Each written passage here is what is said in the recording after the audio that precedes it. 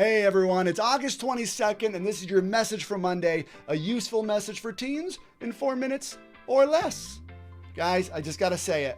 Math is not reliable.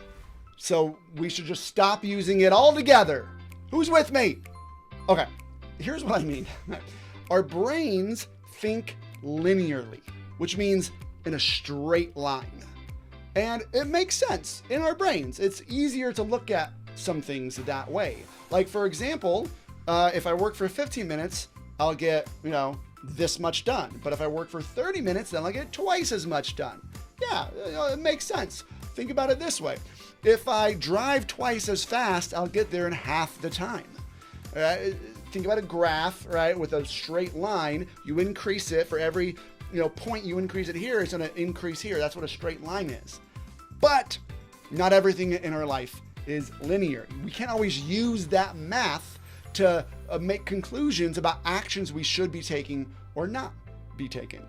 Now, take, for example, that driving fast thing, right? That makes sense, right? Well, Joey, if I just drive twice as fast, then I'll get there in half the time. It's all good things, right? I should just keep doing that. But it probably takes you 4 times as much gas to drive twice as fast. Not just twice as much gas, 4 times as much. And you're like, oh, okay, well, I guess that's, all right, one downfall. But think about it this way. A non-linear reality is something on your graph looks like this. It stays kind of at this level, and then all of a sudden there's a big upswing up to positive, or sometimes it stays and then there's a big downswing to negative effects. Take speed, okay? 4 times as much gas to go twice as fast. Think about if that kept going.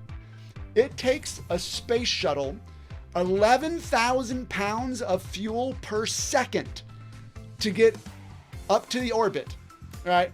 And go 300 times faster than your average car.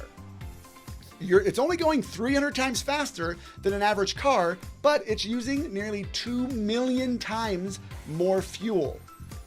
Whoa, that's a big disparity, right? Look at that. There are things like that in your life. I know you're not driving rockets or whatnot, but there are things like that in our lives today that we mistake for linear when it's actually non-linear.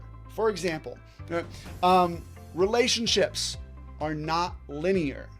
Sometimes we think, well, man, I'm putting in this much, I'm talking to people, I'm doing this. We think it should be linear and there should be, we should be getting back the same that we're putting in. But sometimes it does this, and then there's a big upswing, right? There's a big payout from sticking with something for that long. And at other times in relationships, maybe there's a negative downturn. Your little sister comes in and starts asking, hey, can I borrow your headphones? Can I borrow your headphones? Can I borrow your headphones? Right? And those actions she's taking, there's no reaction from you until there's a big sudden downturn where you just kind of explode at her, right? So we're going to be exploring this on how we can use this for our benefit, recognizing non-linear things, both positive and negative, and how we can use them to really improve our lives. So we'll see you guys this week in our teen training room. Bye.